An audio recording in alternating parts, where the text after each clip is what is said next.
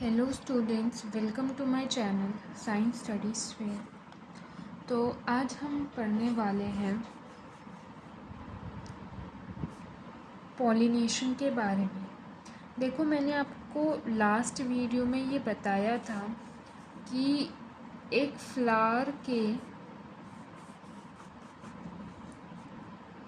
Anther से निकलते हैं पोलन ग्रेन्स, राइट। और ये पोलन ग्रेन्स जाके लैंड करते हैं स्टिग्मा के ऊपर। पोलन ग्रेन्स के अंदर मेल गैमेट्स होते हैं। अब ये पोलन ग्रेन्स किसके थ्रू जो है स्टिग्मा पर लैंड कर रहे हैं, किसके थ्रू स्टिग्मा पर पहुंच रहे हैं, उसमें आ जाता है different types of pollination. Pollination की सिंपल डेफिनेशन आपसे पूछी जा सकती है। It is the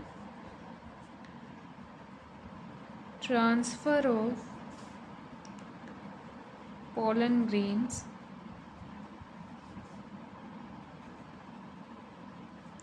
from anther to stigma।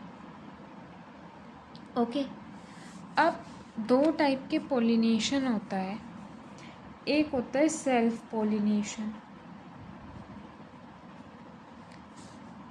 एक होता है क्रॉस पॉलिनेशन। सेल्फ पॉलिनेशन क्या है कि भाई, जैसे कि एक फ्लावर है, ठीक है, इसमें स्टिग्मा भी है और इसमें स्टेमन भी है। तो उसी स्टेमन के अंदर से पोलन ग्रेन निकला और स्टिग्मा पर लैंड हो गया। Self pollination occurs in the same flower only.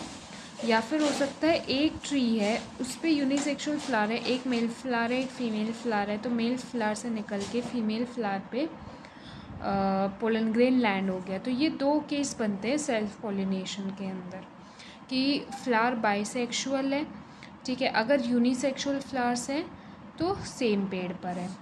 Cross pollination में क्या होता है कि डिफरेंट प्लांट्स पर फ्लावर्स होते हैं, यूनिसेक्सुअल फ्लावर्स होते हैं। मान लो यहाँ पे अगर मेल फ्लावर है, यहाँ पे फीमेल फ्लावर है, तो यहाँ से मेल फ्लावर से फीमेल फ्लावर पर पोलन ग्रेन पहुँचेगा। तो here two different plants are present. तो सेल्फ पॉलिनेशन इधर occurs in the same flower or the flowers of same plant, but cross pollination occurs between flowers of two different plants, right। अब ये pollination करने के लिए क्या हमें कोई agents चाहिए, कुछ organisms चाहिए जो pollination करवाएंगी। जो organisms pollination कराते हैं उन्हें हम बोलते हैं pollinating agents, ठीक है। अब pollinating agents वही एजेंट्स है जो पॉलिनेशन कराएंगे। अब पॉलिनेटिंग एजेंट्स लिविंग भी हो सकते हैं, जिन्हें हम बायोटिक एजेंट्स कहते हैं, और नॉन लिविंग भी हो सकते हैं, जिन्हें हम एबायोटिक एजेंट्स कहते हैं,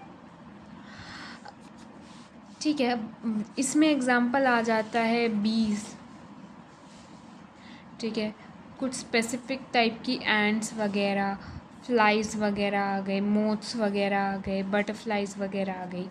एबायोटिक एजेंट में एक तो वाटर आ जाता है, एक विंड आ जाता है। अब डिफरेंस पूछा जाता है सेल्फ पॉलिनेशन और क्रॉस पॉलिनेशन में। देखो, सेल्फ पॉलिनेशन और क्रॉस पॉलिनेशन में दोनों आप जो है डेफिनेशन दोगे, right.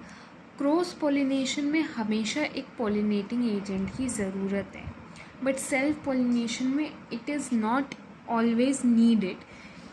In this case only, in the second case only,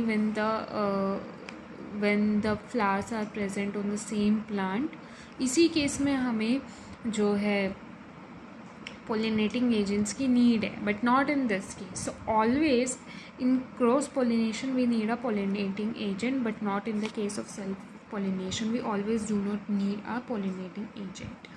self pollination के जो फ्लावर्स होते हैं, जो सेल्फ पोलिनेट करते हैं फ्लावर्स, वो ज़्यादा बल्कि नहीं होते, बड़े नहीं होते, कलर्ड नहीं होते, ठीक है। लेकिन क्रॉस पोलिनेशन में अगर वो एक लिविंग एजेंट के थ्रू पोलिनेट हो रहा है तो फ्लावर बड़ा होगा, ठीक है, कलरफुल उसकी पेटल्स होंगी। क्यों? क्योंकि हमें इंसेक्ट को जो है अट्रैक्ट करना है। इनके फ्लावर्स, सेल्फ पोलिनेशन के फ्लावर्स ना तो नेक्टर प्रोड्यूस करते हैं ना कोई सेंट प्रोड्यूस करते हैं, बट क्रॉस पोलिनेशन के तो ज़रूर प्रोड्यूस करेंगे। देखो, सिर्फ इस केस में इंसेक्ट मतलब पोलिनेटिंग एजेंट की ज़रूरत है, तो इस केस में जो है फ्लावर बहुत छोटे होंगे, कलरलेस होंगे, ना तो नेक्टर प्रोड्यूस करेंगे ना सेंट प्रोड्यूस करेंगे, राइट।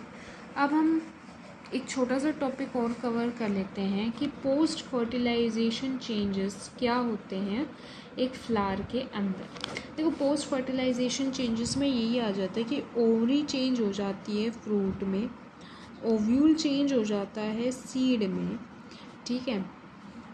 ओवरी की जो वॉल होती है वो चेंज हो जाती है फ्रूट वॉल में। जो आउटर वॉल होती है किसी भी फ्रूट की उसे हम पेरिकार्प कहते हैं। सेपल्स या तो परसिस्ट करेंगी, ठीक है, या फिर ड्राई अप हो जाएंगी और फॉल ऑफ हो जाएंगी, और बाकी के जो पार्ट्स हैं फ्लावर के वो भी ड्राई अप हो जाएंगे और फॉल हो जाएंगे।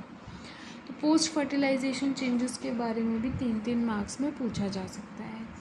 तो आज के लिए हम इतना ही पढ़ेंगे। इस में आपसे जो है पॉलिनेशन की डेफिनेशन, ठीक है, self pollination and cross pollination के बीच का डिफरेंस एंड पॉलिनेटिंग एजेंट्स के बारे में पूछा जा सकता है। ये भी पूछा जा सकता है कि बायोटिक एजेंट के थ्रू अगर फ्लावर पॉलिनेट हो रहा है तो फ्लावर दिखने में कैसा होगा, बड़ा होगा, कलरफुल होगा, सेंट और नेक्टर प्रोड्यूस करेगा।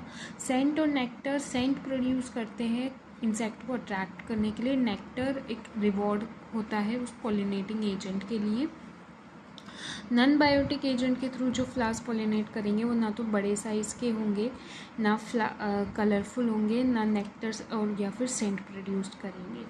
और पोस्ट फर्टिलाइजेशन चेंजेस के बारे में भी 3-3 मार्क्स में पूछा जा सकता है। So thank you so much for watching my video. If you found the video helpful during your preparation for board exams, then hit the like button, also share and subscribe my channel. Thank you.